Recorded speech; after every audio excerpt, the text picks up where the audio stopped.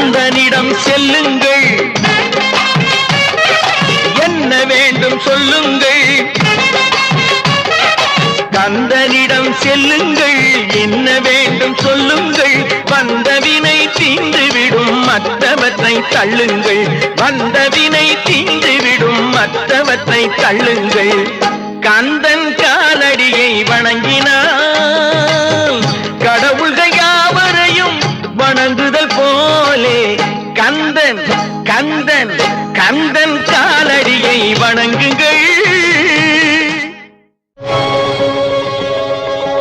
அம்மையானவன் எமக்கு அப்பனானவன், அம்மையானவன் எமக்கு